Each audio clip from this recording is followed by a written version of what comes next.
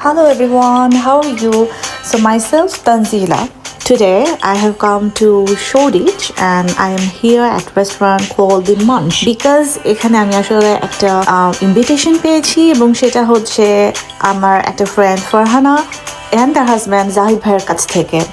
জাহিদ ভাই এই রেস্টুরেন্টের একজন শেফ এবং সে আমাদের ইনভাইট করেছিল যে এখানে এসে খাওয়ার জন্য। So this place basically is a Turkish restaurant and honestly the vibe is really nice. ইন্টেরিয়রটা এত বেশি কিউট ছিল অ্যান্ড লোকেশনটা খুবই ভালো, স্পেশালি যদি কেউ শোডিচে থাকো তার জন্য ভালো এবং ট্রেন স্টেশনের কাছাকাছি। অ্যান্ড আমি এদের মেনু থেকে বেস্ট ফিউ ডিশেস আমি ট্রাই করেছিলাম যেটা কিনা মোটামুটি ভালোই ছিল। বেশ কিছু ডিশ আমার বেশ ভালো লেগেছে, কিছু কিছু জিনিস আমার ভালো লাগেনি। যেমন আমি ট্রাই করেছিলাম ওদের যে মিটগুলো মোটামুটি ভালো ছিল, ওয়েল কুক ছিল। আমি র মিট লাইক করি না, কিন্তু রাইসটা বেশি ভালো ছিল না। আমার কাছে রাইসটা একটু আনকুক মনে হয়েছে রাদার দ্যান দিস। আমি যে ওয়াজির বা সুলতান অন্যান্য টার্কিশ রেস্টুরেন্টে যেগুলো খেয়েছি ওদের রাইস এটা থেকে বেটার লাগে আমার কাছে।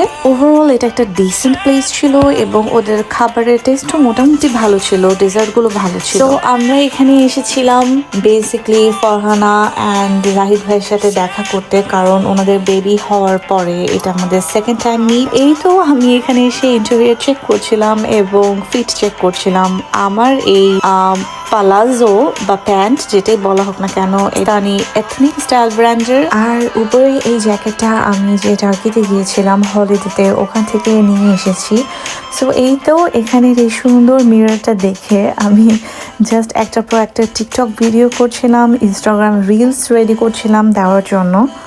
আর যে কোনো টার্কিশ রেস্টুরেন্ট গেলে সবচেয়ে ভালো যেটা, ওরা প্রথমেই এত বেশি হুমোস এবং ওদের আদার যে সস, তারপরে বাটার ব্রেড, গার্লিক ব্রেড আর কি, এগুলো সার্ভ করে যে আমি না এই হুমোস এবং এই গার্লিক ব্রেড এইটা খেতে খেতে আমার ওদের যে ইয়োগার্ট দেয় এগুলো সব মিক্স করে খেতে খেতে আমার পেট আসলে হাফ ফুল হয়ে যায়। সো এরপর যখন মেইন ডিশ আসে আমি আসলে কিছুই খেতে পারি না, লিটারালি একেবারেই কিছু খেতে পারি না। কারণ তারপর অনেক ট্রাই করি ঠেসে ঠুসে সব কিছুই ট্রাই করার, বাট ফার্স্টের এই গার্লিক বাটারটা দিয়ে ওই বান যেটা দেয় বা ব্রেড যেটা দেয় সেটা দিয়ে আসলে আমার ক্ষুধা পুরোপুরি ওরা নষ্ট করে দেয়। কিন্তু যতবারই আমি প্ল্যান করি যে প্রথমে আমি এগুলো খাবো না, আমি পারি না, কারণ এগুলো থেকে এত সুন্দর ফ্রেগ্রেন্স আসতে থাকে যে আপনি খেতে বাধ্য। আর টার্কিশ সালাদগুলো আমার ভালো লাগে। আর এরপরে চলে আসলো আমাদের মেইন ডিশ। আর মেইন ডিশের পোর্শন এত বেশি পরিমাণে ছিল যে আমরা 4 জন মানুষ ফুল খেয়েও এটা কমপ্লিট করতে পারবো না। সাথে 2 জন ছেলে মানুষ ছিল, ওরাও মানে পুরো দমে খেয়েছে, তারপরেও আমরা পারিনি পুরোটা শেষ করতে। যদিও খাবার ওয়েস্ট করা আমি বেশ একটা পছন্দ করি না, কিন্তু তারপরেও কিছুই করার নেই, কারণ এত বেশি পরিমাণে খাবার ওরা দেয়, আপনি ঠুসে ঠুসে খেলেও আপনি আর কত খেতে পারবেন। খাবারের অ্যামাউন্ট ছিল টু মাচ। সো আমি বলবো আপনারা যদি দ্য মাঞ্চে যান, ওখানে 4 পিপলের কোনো প্ল্যাটার অর্ডার করে have at least 6 people to share, because 4 জনের প্ল্যাটারে 6 জন মানুষ ইজিলি খেয়ে ফেলতে পারবে। আর যদি মেয়েরা হয় আই থিঙ্ক 8 পিপলের জন্য ইটস ইনাফ, বিকজ এত বেশি আসলে না খাওয়া যায় না পুরো রেস্টুরেন্টে যেয়ে। অ্যান্ড ক্রিসমাস উপলক্ষে ওরা পুরো রেস্টুরেন্ট এত সুন্দর করে সাজিয়েছে। ওখানে ক্রিসমাস ট্রি ছিল এবং ক্রিসমাস ভাইব ছিল সে রেস্টুরেন্টে, যেটা আমার ভালো লেগেছে, কারণ সব ধরনের রেস্টুরেন্টে ক্রিসমাস ভাইব থাকে না, ওরা ওইটার উপরে আলাদা ফোকাস করে না। বাট ক্রিসমাস টাইমে ম্যাক্সিমাম রেস্টুরেন্টগুলো খেতে গেলে এটা একটা সুবিধা, আপনি ক্রিসমাস ডেকোরেশনের সাথে পিকচার তুলতে পারবেন। অ্যান্ড এই তো শেষে ওরা আমাদের সার্ভ করছিল বাকলাভা। টার্কিশ বাকলাভা হচ্ছে ওয়ার্ল্ড ফেমাস। যদিও আমি টার্কিতে গিয়েছিলাম তখন আমি যে বাকলাভা খেয়েছিলাম ওটা খুব বেশি মজার ছিল, কিন্তু এখানকার বা লন্ডনের বাকলাভা আসলে টেস্ট খুবই বাজে, আই মাস্ট সে আনফর্চুনেটলি। কিন্তু টার্কিতে যেয়ে যদি আপনি অরিজিনাল বাকলাভাটা টেস্ট করেন আপনার এখানকার বাকলাভা পছন্দ হবে না। আর আমার হাজব্যান্ডকে আমি একটু বিরক্ত করছিলাম, কারণ ও কোনো জায়গায় যে চুপচাপ বসে থাকলে আমার ভালো লাগে না, ও হচ্ছে আমার সাথে একটু মজা টজা করলে আমার ভালো লাগে। সো আমি ওকে একটু ঠেলাঠেলি করছিলাম, বিরক্ত করছিলাম। বাইরে কোথাও বসে আমরা গল্প করতে পারি, বাট এত ঠান্ডা আই ডোন্ট নো কি করি। সো এই তো এই ছিল আজকের blog. Thank you so much সবাই দেখার জন্য। See you to my next blog. Thank you. So খাওয়া দাওয়া শেষ করে বেসিক্যালি আমরা আসলাম বাইরে একটু হাঁটাহাঁটি করতে।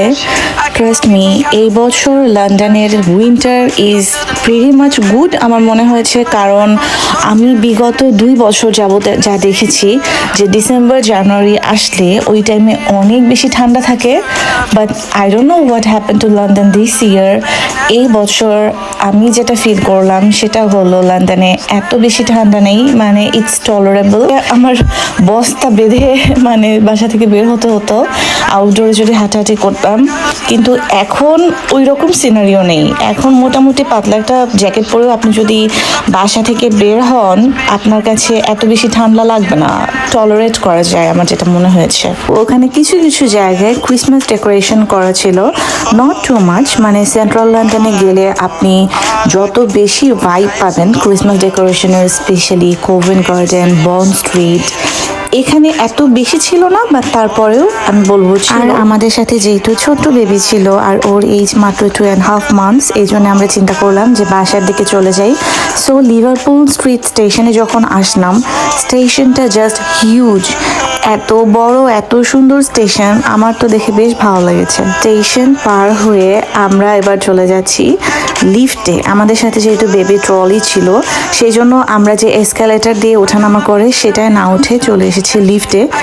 অ্যান্ড ট্রাস্ট মি, মানে বললে বিশ্বাস করবে না, এই লিফটটা আমি আমার লাইফে প্রথম দেখেছি। আমি আসলে এই স্টেশনে আসিনি, বাট সবসময় আমরা এমন দেখি না যে লিফটটা উপর থেকে নিচে যাচ্ছে বা নিচ থেকে উপরে যাচ্ছে, কিন্তু এই লিফটটা পারপেন্ডিকুলার, এটা হচ্ছে কোনাভাবে যাচ্ছে, মানে এটা টোটালি উপর থেকে নিচে যাচ্ছে না, এটা আই থিঙ্ক 45 ডিগ্রি অ্যাঙ্গেলে যাচ্ছে। সো এইটা দেখে আমার বেশ ভালো লেগেছে, সেজন্য আমি একটা ফুটেজ নিলাম, বিকজ এই টাইপের লিফট আমি কখনো দেখিনি যে আপনি লিফটে চড়ে আছেন, আমার পাশে যে স্টেয়ারকেস দেখা যাচ্ছে ওই সিঁড়িটা ঠিক যেভাবে যাচ্ছে আর এই লিফটটাও সেম ওভাবেই গেছে। এই যে এটার ভিউ ছিল কিছুটা এরকম, সুন্দর না? এরপরে আমরা এই লিফট থেকে নেমে আরেকটা লিফটে চলে গিয়েছি -9-এ। আই মিন লিভারপুল স্ট্রিটে যেহেতু আমি এই স্টেশনে যেটা আমি প্রথম এসেছি, সো আমার জন্য জিনিসগুলো একেবারেই নিউ ছিল, that's why I captured some of the moments, because -9-এ আমি কখনোই কোনো স্টেশনের নিচে যাইনি। আই মিন যারা বাংলাদেশে আছো ওরা কল্পনা করো যে একটা স্টেশন বা মেট্রো স্টেশনের ভেতরে তোমরা -9-এ, মানে 9 তলা বিল্ডিংয়ের সমান নিচের বেসমেন্টে। It was fun, originally it was fun, and আমার এরকম যেহেতু কখনো এক্সপিরিয়েন্স হয়নি এই জন্য আমি এটা ক্যাপচার করেছি। সো এই তো তোমরা যারা লিভারপুল স্ট্রিটে রেগুলার আসো তাদের জন্য এটা নর্মাল হবে, আর দেশ থেকে যারা দেখছেন তারা জাস্ট একটু চিন্তা করেন যে আমাদের দেশের মেট্রো স্টেশনগুলো তো উপরে থাকে, আর ওরা এত কয়েকশো বছর আগে যে স্টেশনগুলো তৈরি করেছে সেটা -9-এ চলে গেছে, মানে কত নিচে সেটা। আমি এতদিন মনে করতাম আচ্ছা 1-2 তলা নিচে ওদের স্টেশনগুলো, কিন্তু -9 একটা স্টেশন পাথওয়ে ফুল মেট্রো লাইন তৈরি করা।